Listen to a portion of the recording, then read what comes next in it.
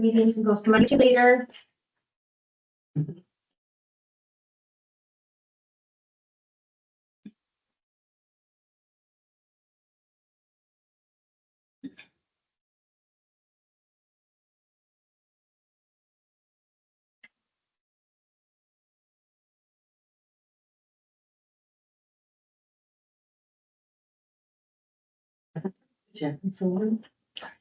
So thank everybody for coming. I'd like to call our regular council meeting of Tuesday, July 8th to order and respectfully acknowledge that this meeting is being held on the traditional territory of the Plaza people, Gaelic Essa. I'd like to amend the agenda to include a late item under new business, the confirmation of officers and officials. So would I have approval of the agenda as amended? Councillor Tidbury, seconded by Councillor Robertson. All in favor? Carried. Thank you. May I have approval of the minutes of the regular council meeting held June 24th, 2025? Moved by Councillor Robertson, seconded by Councillor Dorwood. Any errors or omissions? All in favor? Carry. Delegations. We have council presentation to two special people. So I'd like to call Anika Taraba and Dorothy Hunt up, please.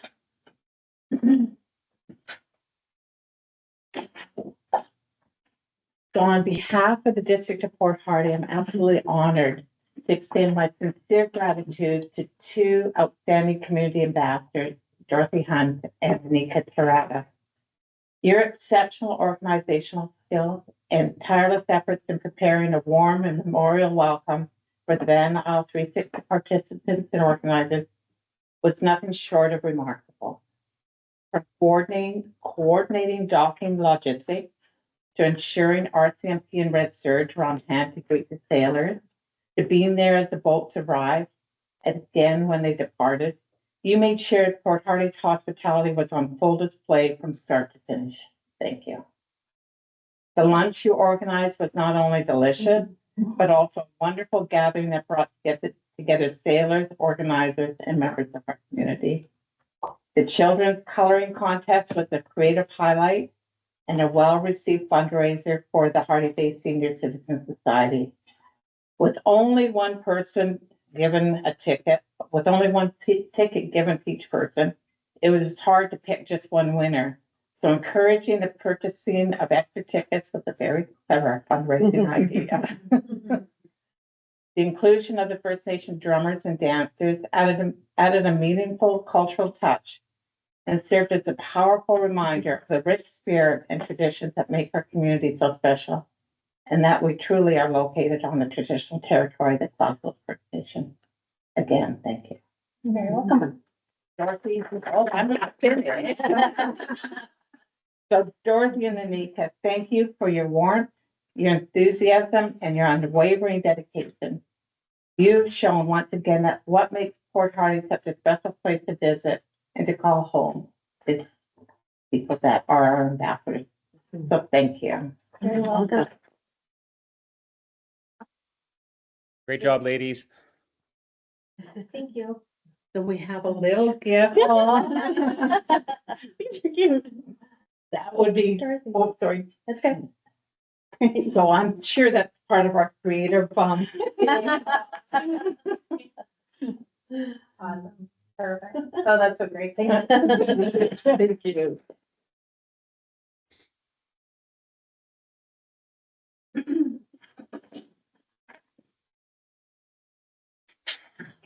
So you are welcome to stay, and but you're also, it's fine if you kind of leave and We understand. we're used to people not wanting to stay for the. Bye, Madeline. Okay, we have business arising from the minute or in unfinished business. So we have our council action item report for information. Oh, mine's not coming up. Mine's not either. It's coming up under Excel. Oh, good. So one of the things under the council item action report was, that we sent a letter to the Prime Minister's office, regarding support of our forestry industry. And so we did receive a response back, and it's been forwarded to the Minister of International Trade and to the Minister of Energy and Resources. So we'll see if we get any further response from that. So any other comments? No,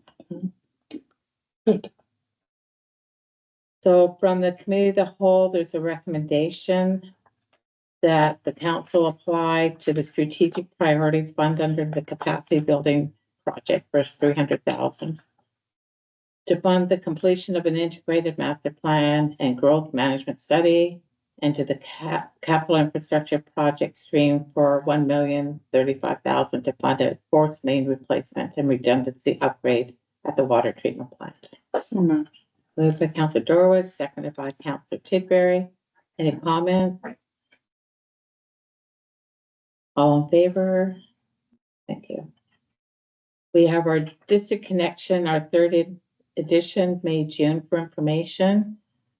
Again, a great newsletter. So anyone that doesn't have one, there's copies right up there. So just trying to tell people what the district is doing and what we're trying to do. So I think it's a great it's good publication. connection. Connecting, yes. I just wanted to say, like, I love all the staff and council stuff in there, but also the educational piece is really nice. It'd be nice to get some of that educational stuff out, like who owns the water to the property line and Yeah. sewer and all that. Great educational pieces, with nice little bits at a time. It's not too much. I think. Yeah. Any one-time consumption? Under new business, we have our 2024 statement of financial information and audited financial statement for information. And so that's the SOPI report. Any comments?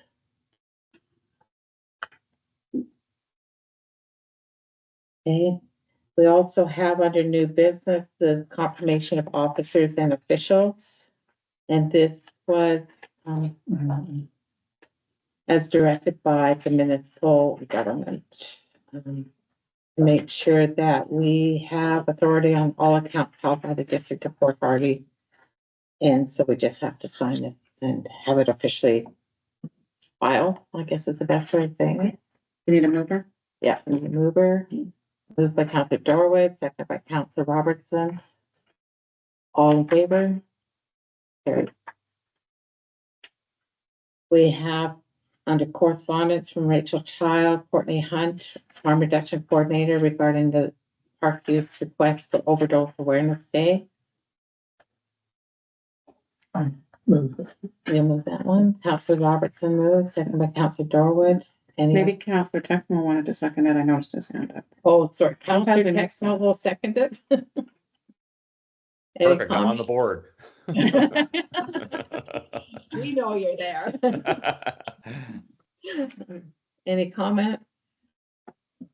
Wish them luck. It's Wish them luck, and then I know that the whole community is invited to go down to it, so I hope they'll have a good turnout. All in favor? Carried. We have the draft minutes of June 10th, the committee, the whole meeting for information. Any comments? We have the draft minutes of the committee, the whole meeting held June 24th for information. Yeah, I think this is the one that has the funding grant request that we just filled out, isn't it? I just wanted to point out to the public, maybe is this the one that has it? not in that one. Maybe it was in the June 10th one. Yeah. Okay, yeah, sorry, the June 10th one. Yeah, just thought if anybody had questions about the background on that On the project. item E2, yeah, that it's in the June 10th.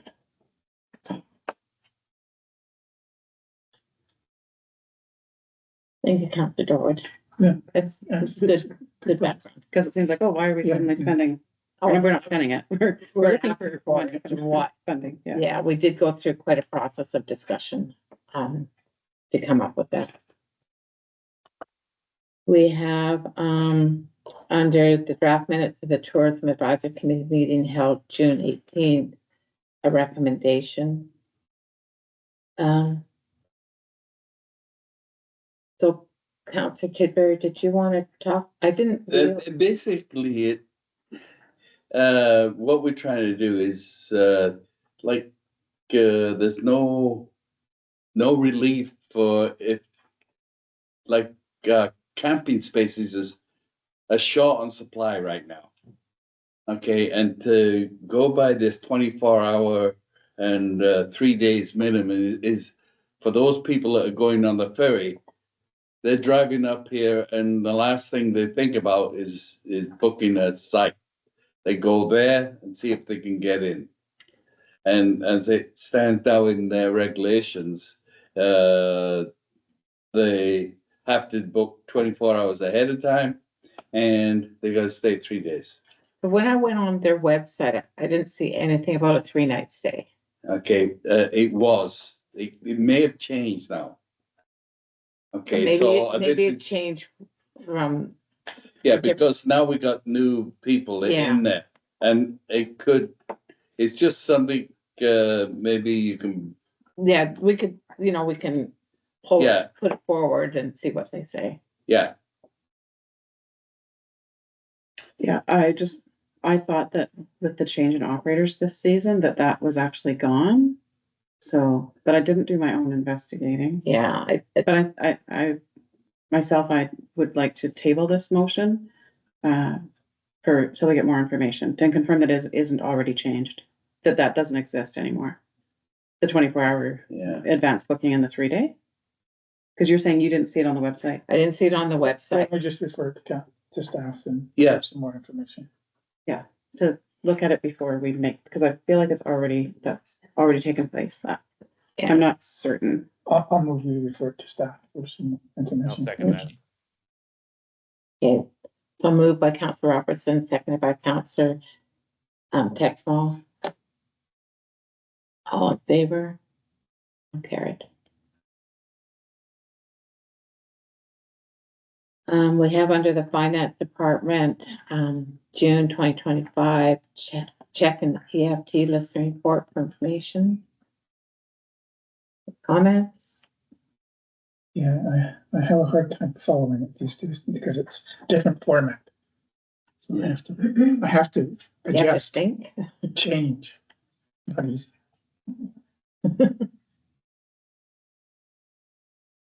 Oh, good. It's all good. Okay.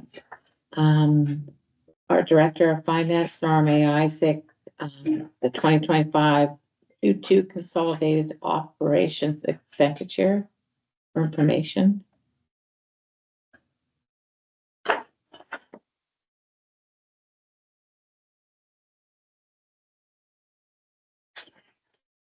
No, sorry, Norma. Okay, Director. Would you like to talk about it? Yeah, the notes explain quite a bit of the excitement of how this budget Q2 is improved over our prior year by quite a percentage. And I outlined in the notes how I feel that a lot of it is some of the changes that we've made with the ability within our new system. So you can make custom reports that I went through and made the budgets for each department so that they have the ability to print them, but they get live information all the time. They're not waiting for us to give them something or spreadsheets that we're dropping information into to make it easier for people to follow. But not just that, we condensed things. So I've got a note in here about the Parks Department. And there was one of the budgets for the park in the agenda. One's the district maintenance. The park one is huge. It's gone from 82 accounts that we were tracking down to 22. So if you're looking at the top of this parks budget, I think it's on, I'm not sure what page it's on. Parks is on the last page. Um, 77. 77? Yeah, so at the top, you've got parks and there's, what? 1, 2, 3, 7 accounts underneath the parks.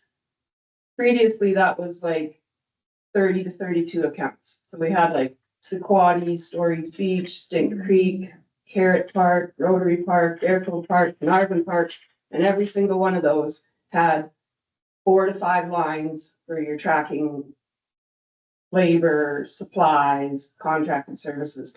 So condensing that down to just those 7 accounts with all those parts in one, because we don't feel that, you really need to know to that extent what's being in there, but you can go find out if you want to find out how much money was spent just on Carrot Park by drilling into some of these. But by condensing that down to those fewer accounts, it makes it much, much easier to budget for it, because you're not trying to cherry pick and guess, well, what if we're gonna spend this much here and we're gonna spend that much there? So we'll get our budgeting much more streamlined. And also being able to have a much easier process for supervisors to take a look at their budget and their actuals to date. And they don't have to have one of your employees, there's 3 employees that go in the parks, doesn't have to have a timesheet that has 5 or 6 different parks on it every day. It's got one park or one trail or one, gardens or banners. So I think that that's, what I was really trying to focus on with the report in the notes. The maintenance one isn't really too much of that. It was just a report that was put together for the maintenance supervisor to be able to have his own budget to look at and not have to go through a whole bunch of different other budgets to find just the R and M. Now, parks, Repairs and maintenance. repair and maintenance, sorry, R and M. Now, Public Works, say Jason's report that he looks at still has that repair and maintenance in there, so he still sees what's going on. And it's not like it's getting duplicated, it's just giving the supervisor of maintenance a chance to be able to just follow his own. It's been a happen since my department. Allows us to plan, allows us to see what's going on. Our supervisors are entrenched in, I can't get them out of the budget. Allows us to plan, and that's the biggest thing for us. Future and what to watch out for. Thank you. You're welcome. And I'm getting that kind of comment from a lot of supervisors, the fact that they can go on and they can print their own report, and every time they print it, if something was posted to that account yesterday, it's changed and then it's a live document. And then the other part of it is the labor accounts. So just in the parks alone, we had 21 different labor accounts, and now we've gone down to 1 for 3 people. So you can still go in, you can find the information that you need about each person and what you're doing, and that's not changing anything. It's just making it so that you're actually budgeting by what that person's wage is for the year, not trying to figure it out by parks and stuff. There's a fancy word for you. So that was really what I wanted to kind of bring up more than anything today, is that it's just made, I believe that those differences are really helping to why we seem to be such positive highlights in the budget itself and being, 26% under budget compared to 4 last year. 26% under budget. So far. So far, yeah, it's only We're halfway Q2. through, yes, but I mean, you can see the trends and I mean, I just believe that it's going to make it, like, each year we're getting closer and closer and having a budget that, is much easier to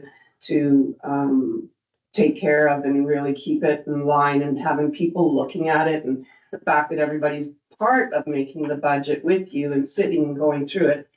By condensing it even more is going to make it even more easier for the supervisors come September, October this year to go, well, I've got this coming up and I've got that coming up, and we'll just get so that our budget each year is gonna be much, much easier to follow and be able to have a more accurate look at it when you sit down together to look at it.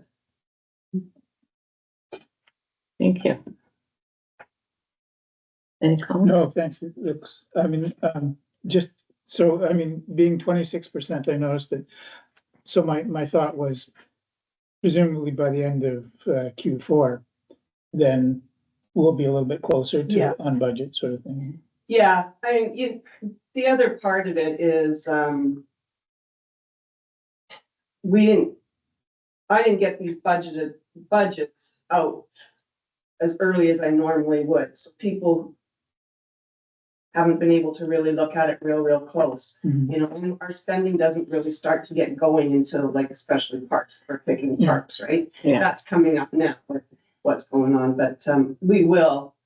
I still assume that we're gonna come across like we have in the last couple of years. We've been 8%, 10% kind of thing, you know, that will still come into that window where we might see at the end of the quarter, but because supervisors, directors, managers can be watching them live, they can also be looking at where they are when they get close to that picture in November or so and go, oh, okay, can I wait on this until then? You know, because that's the big one, you know, is it something that I actually have to have in December, or can it come in January and go on to my next budget?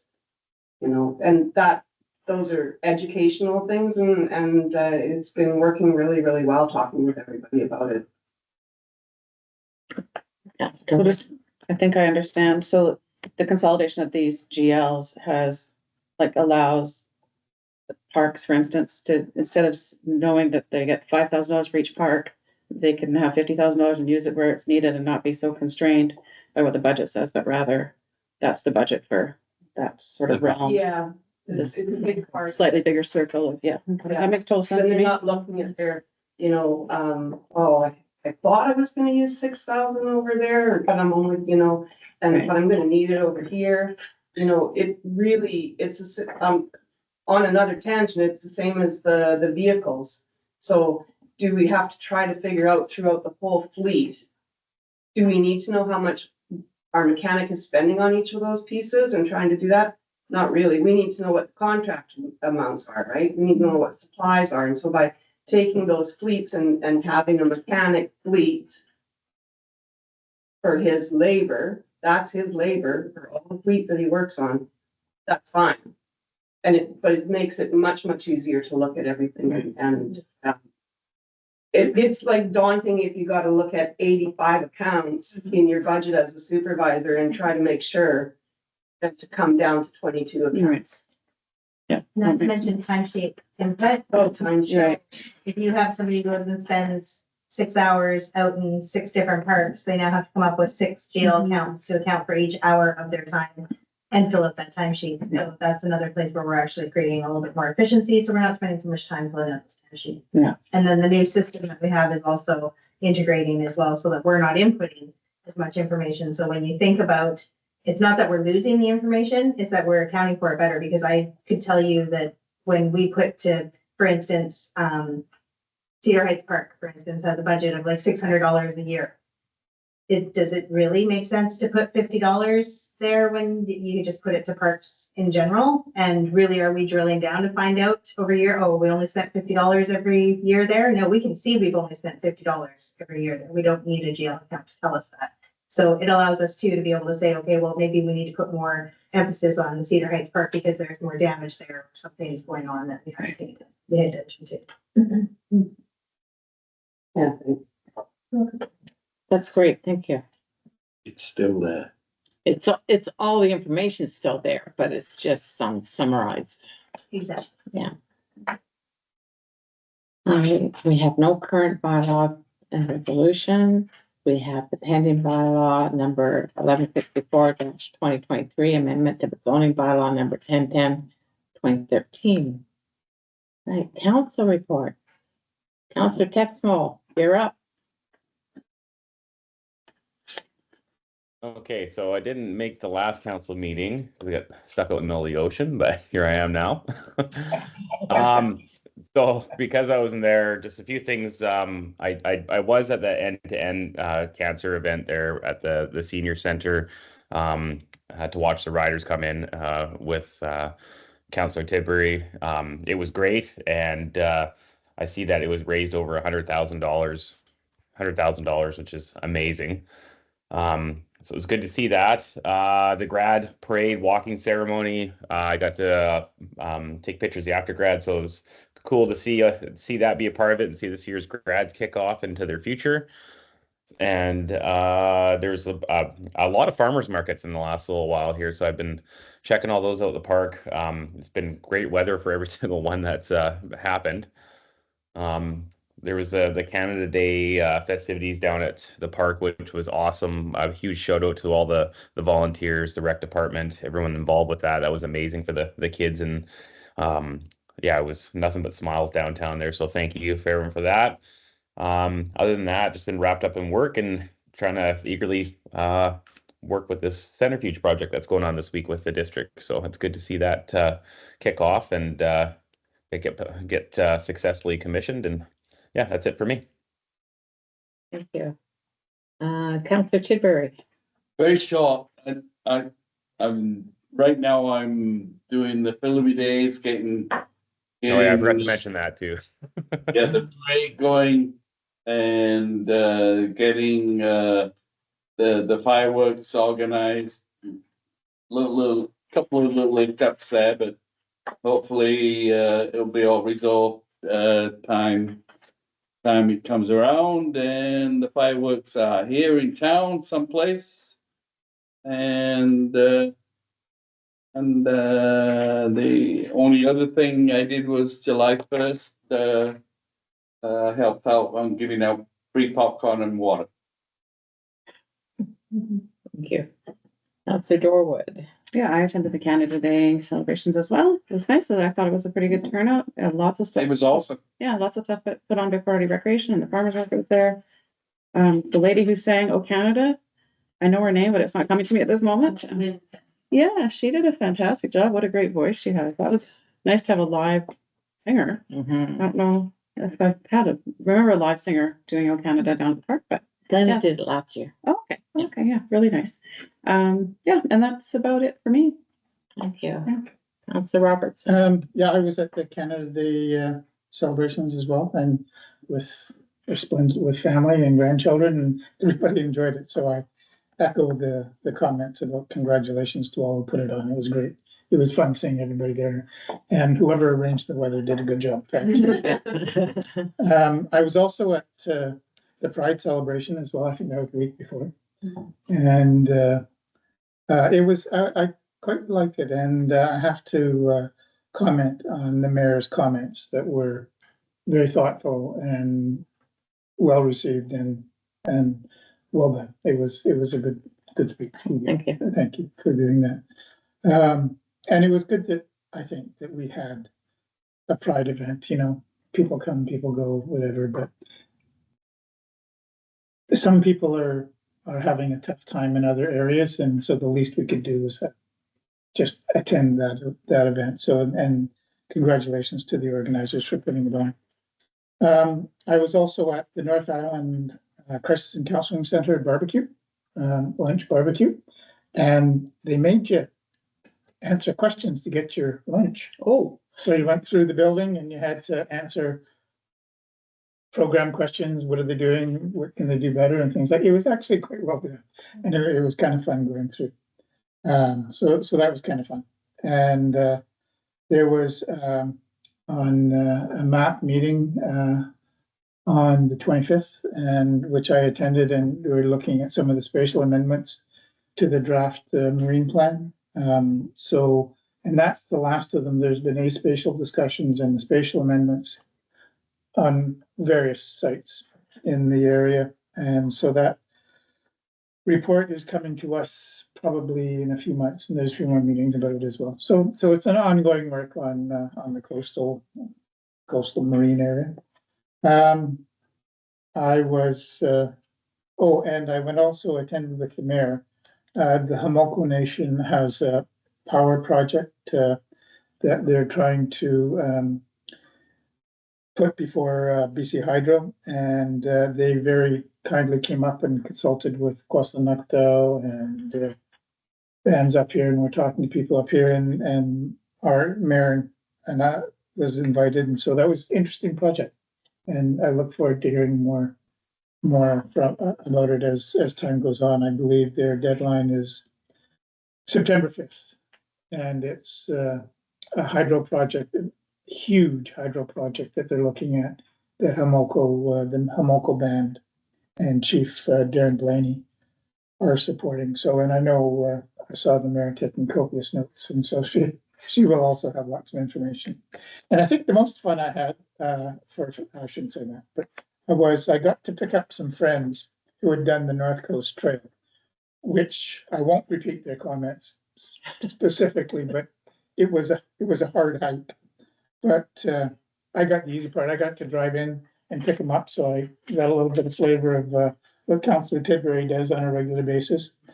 And on the way back, we stopped at Scarlet Ibis for a meal and one of their North Coast ales, and it was great sitting on the deck of the Scarlet Ibis on a sunny day, and just looking out is quite neat. It's a beautiful view there. Yeah, Yeah. so that was me. Thank you.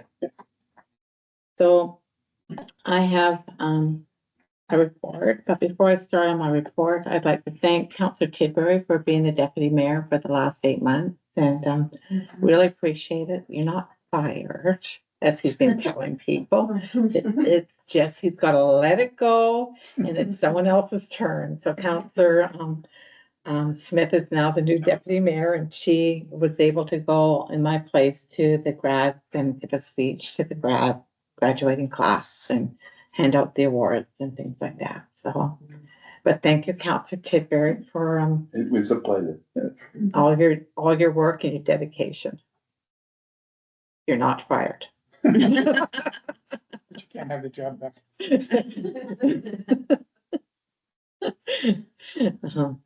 So,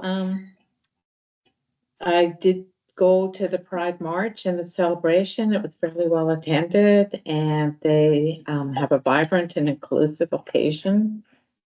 And it's really good for our town to be part of that.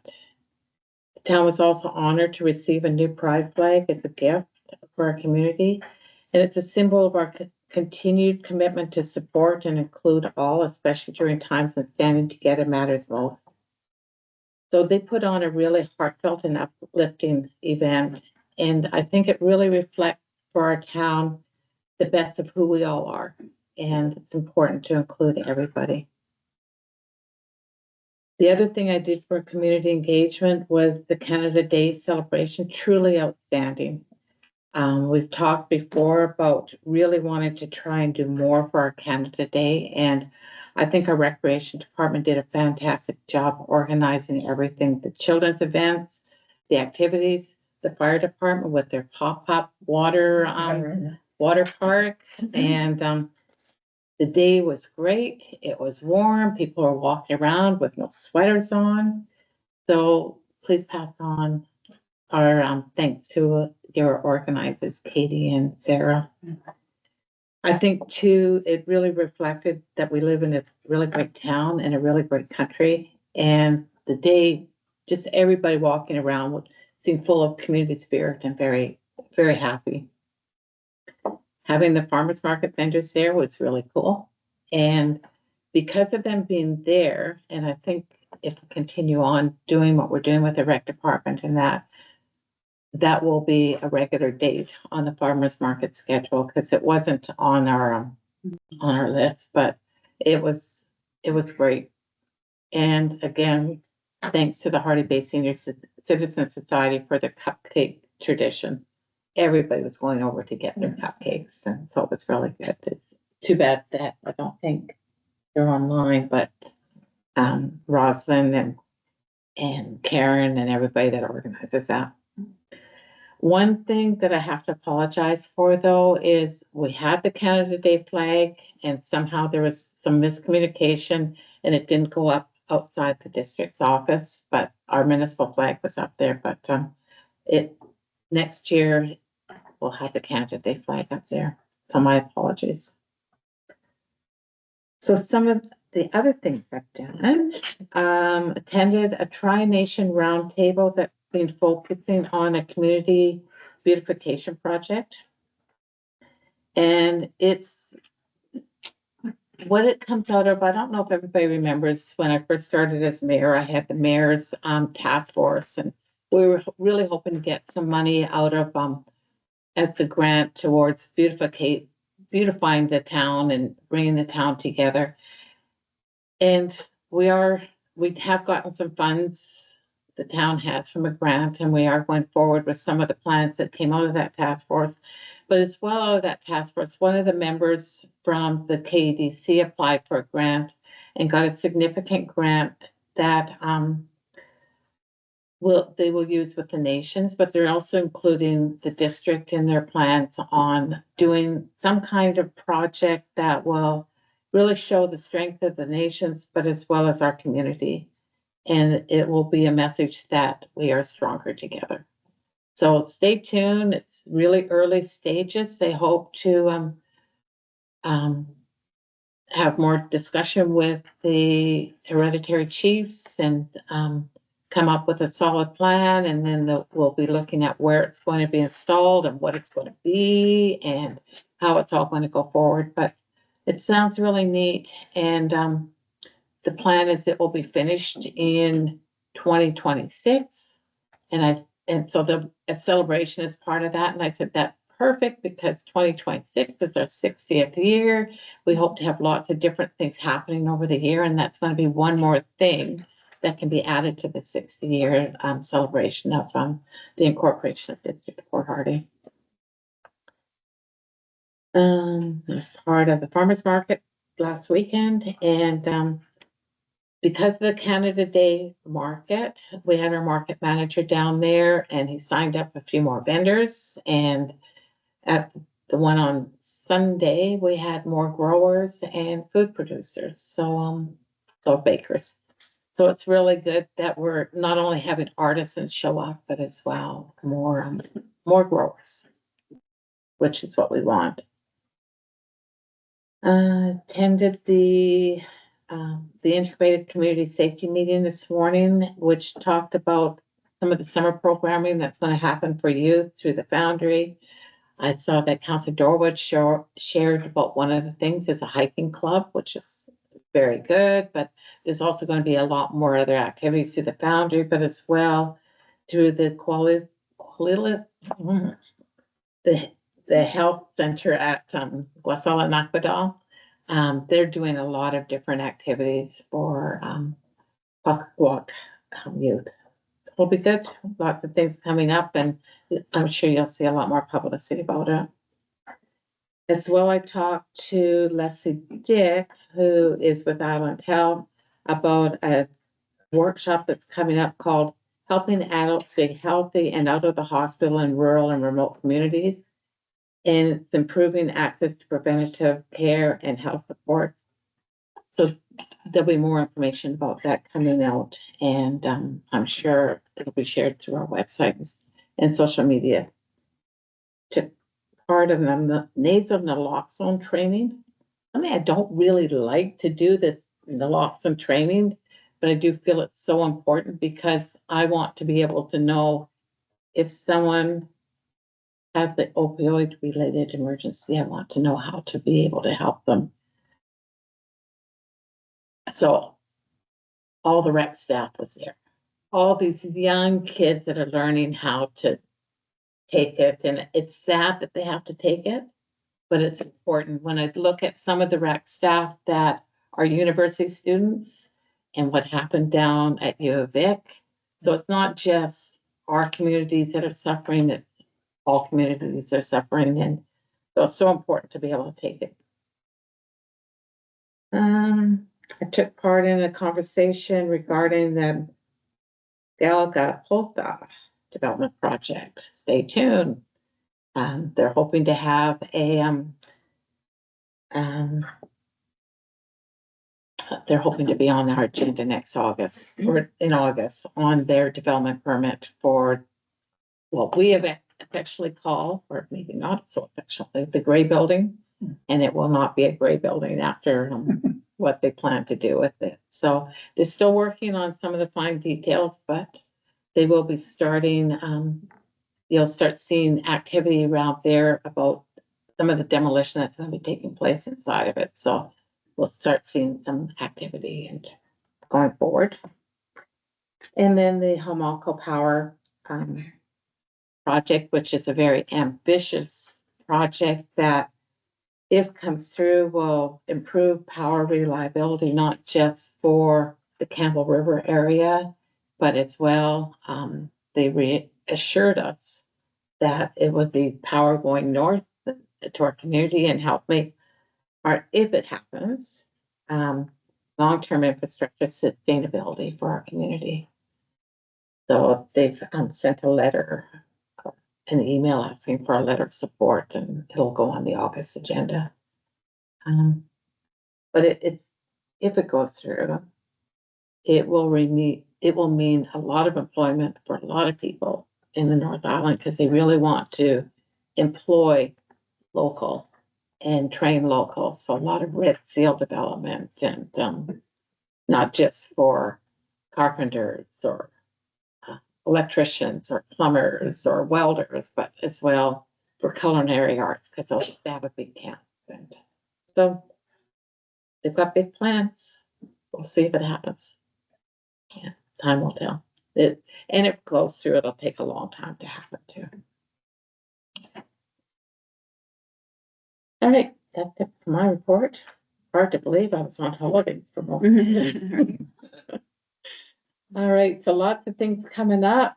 Our Nevada delegation's coming on July 17th to 21st, so that people see them in town, please say hi. And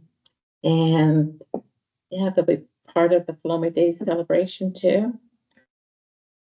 Our Kyle Scow Memorial Skateboard Park grand opening, July 27th at 3 o'clock. And it was interesting. I'm just going to divert slightly. I was in the grocery store and there was this young man talking to one of the employees, and he had a skateboard tacked onto his back. So I just, hey, you coming to our skateboard park opening? He goes, oh, I didn't know anything about it. I said, 27th, 3 o'clock.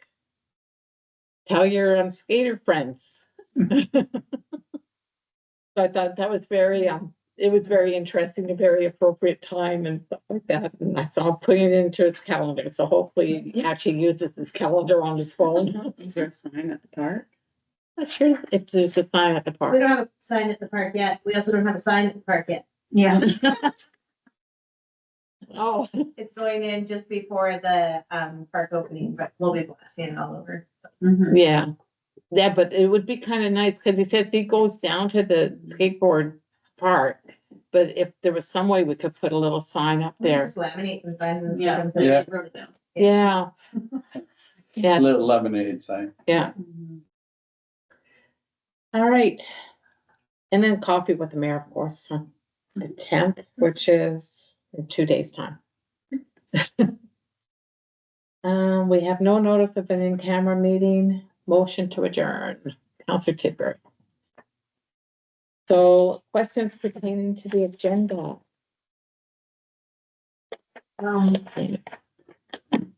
Against it, but the drug overdose awareness day in Parrot Park. To make sure that it's a respectable, inclusive, well-organized gathering for the entire community. Is the RCMP kind of gonna be on the side to make sure that all happens down there? The Parrot Park, that day? I'm sure they'll be there. Okay, They're pretty in tune with what's going Yeah. on. I don't have a problem with it. There's a children's park over there and kids are over there all the time. And what I've seen the last couple weeks downtown, the State Creek Park going on with the teenagers drinking. You know, and you got your grandson on the back end, he says, Grandma, the cops, the RCMP are at the park there. And I said, yeah, they're there every day, you know? when they notice that and they're driving by with him in the truck, I just, yeah, hopefully this doesn't get blown out of proportion and goes the wrong way with other people arriving and what they wanna do here. Do you know, if they take Tammy, advantage of the they've had, situation, you know, yeah, I they've- hope it doesn't go that way. I hope it doesn't either, Yeah. but they've had it every other year too. Yeah. They had Yeah. it last year and there was no problem. Yeah, that's good, yeah. Yeah. Okay? Yeah, thank you. Yeah, okay, no problem. So, Yeah, I was looking after, I wanna say, Norma, you did a lot of great work. I was looking at all of the stuff and what you wrote. But one of the things I noticed when it was the audit from that, Norma, you signed your name and then the mayor signed your name under the finances for that. And then when it came to, Chan, Noahsat and votes, there's no signature and no name or the position of the person. They didn't sign an audit. And why wouldn't they sign their? Norma, In the Sophie report, the financial statements aren't we do have signed on our full financial statements. There's the front piece of it where Chandler was said both has all their signatures too. It's usually on the last page. So maybe I just saw, it just said this, like it was signed in cursive, Chan, Noahsat vote under the thing for that edit. And I looked and I was like, how does a corporation do a signing? It just seems weird. Okay, it's a different part. Yeah, I was just wondering. And is it really like one of the things on page 40, is it really like over $46,000 for an audit? Yes. Yeah, it's going down. yeah, It's it's a not- lot. It's getting- I was like, that's how much they should sign their names to. They have signed it just. $100,000 for him. Okay. They do, when they come up, it's not just one person, it's a whole team of people Yeah. come up and they're up for A whole week. a week, yeah, and they're here from first thing in the morning to last thing at night. So they're very intense in what they're doing. Okay. Yeah. Your district connection, you all got into cartoons, that's. I know. Around my face. and so too. so they all want to be the same. Some of us gained hair. Let's see, Counselor Tiberi, you were talking about the, I don't know if this is separate, but this is a little bit separate, the Quad Park. I had somebody come to me at like a Canada Day, friend of who she goes there every year, and I was gonna kind of bring this up maybe at the regional meeting, but they don't have one this week, but you said they changed hands and everything, but they were wondering, they've been back and they've been told different stories, and the new person who's looking after it, they said was in a tent and the washrooms are still closed and the shower. And they said it was kind of overgrown still, and they said like, what's happening? It's the same price, but they don't have access to the washrooms. And last year they said, oh, they're under construction, they're gonna be renovated, and they said, well, they should be done by now, it's renovated. And then they heard another story, no, well, it's not really theirs, and any. So I'll talk, so there has been, a change in who's running the Quatsi Regional Campsite. And there has been some different issues, but the, washrooms are now back open. They were opened earlier this week, as well as the showers and the laundry facility. They're open now? They're Oh, open they now. weren't open for Canada Day. They weren't open for, no, I agree. They weren't open for Canada Day, but they are back open now and, And that is a regional district of Mount Waddington facility. Yeah, I know. Yeah, They didn't have one in there. just so that you know that. Yeah, I yeah. figured, and then I was gonna not bring it up, and then I looked and there's like, no, they're off next month, and then the next month, I don't think. We got company standing there for weeks, so maybe they don't know what's. So we definitely It- shot in camping space. yeah, but the washrooms are now back open. Okay. And the showers and the laundry You facility. guys know that, like, when you have that other campsite for Hardy Cabins, they don't allow, like, when you come off the North Ferry, like my son come down last time. He reserved down there with a camper truck. You can't go in there after 11 o'clock at night. Like, when you come off your the Prince Rupert Ferry comes in at Midnight. 11 o'clock, you unload. You can't go in there, even though you're reserved ahead of time to go camp there. You gotta go in the next morning. So what does this kid do with a camper truck? But, you know, like, I mean, he ended up camping down at your, front of Pier 1. But you got no signs down there for the night and then come visit us in the morning, where they went to that campsite. So. That's a private campsite, so we Yeah, don't have any but I control. mean, you're limited in the town here for people to stay with camper trucks, and if that's the rules, what are That's the people, fair. no, they're just gonna move on and go down island, they're not gonna come to Port Hardy, because they can't, you know, Yeah, they gotta go somewhere when they come off that Prince Rupert Ferry, right? yeah, they're gonna camp through the night someplace. Yeah. So, oh, and the other places, your, the Rotary, wind farm, they Yeah. got one there, Yeah. they're doing that, Yeah, we know that. Yeah, we know that, we're There's nowhere pretending else we to go. don't know it, so but they we can go in next morning, yeah. I'm But gonna anyways, drive through with my hand out asking for $10. what? Yeah. Do you I have said any I'm gonna drive by and ask Yeah, for my $10. Nice to see the upgrades going, yeah, the wastewater plant down here. Yeah, It would be sure nice to see some upgrades going on our infrastructure for our water and sewer. I just get a bill for $9,000 for plug sewer line that's out in a road, which is not on my property line, but I was told after that, if it's a plug, it's my problem, but yet I've heard from other people that have issues with sewer lines around this town, and from what they've been telling me, whether it's true or not, it's not their fault, it's the way things were installed. I had multiple people in there, all in total, from the bill I had from the town and the bill I had from, another company to come in there and flush and put cleanups in, I'm $15,000 in the hole. And I was told it was my problem, I'm the one who put the grease center, but yet I've only owned the home for 8 years. I had to go take a $15,000 line of credit to be able to pay for all this. I was not allowed to bring my own contractor.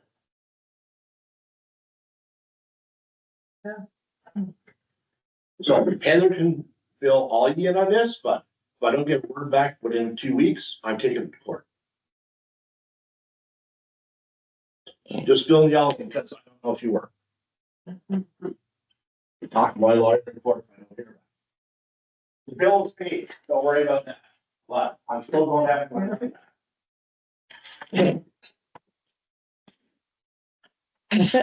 that's it. Okay. I've got it here, 2 days What are you talking about? on the, because this is Oh, on the, Sorry. okay. Cause I went and looked at the minutes again. Robin brought it up. Yeah, I don't know. So it's, Yeah, so it hasn't changed on their sheets down at the Tourist Information Center here in Port Hardy. And so I went to the website, it says a minimum of 2 nights stay, July and August. Okay, well, that's different than it says 3 nights and 24 hours notice is what. Well, it is basically the same, it's 2-day minimum of 2 nights. But the motion says 24 hours and 3 days, so. It's all here, it's, Yeah, but it's not the 3 days. We've referred it to staff. We can't change that now. The Yeah, day's over. but I'm telling you that it's on It the still says 2 website. days. Okay, yes, thank you, John. I get So it. what website? I think he's saying that the campsite website, the regional district website. Well, that's where I went on. Not on their campsite website. This is a different one. But anyways, I was just playing around with it. And then we did it and- So we'll get one. We'll get more information. John, are you busy though? Fun? You have a meeting? Sure. But I gotta go, like, I have a free. I stayed at the, Are you bringing your stuff with you or you gonna wait back, check back in here? okay. Come on. Oh, I've been going. I mean. We'll see you later, Brian. Bye, everyone. Oh, you got me?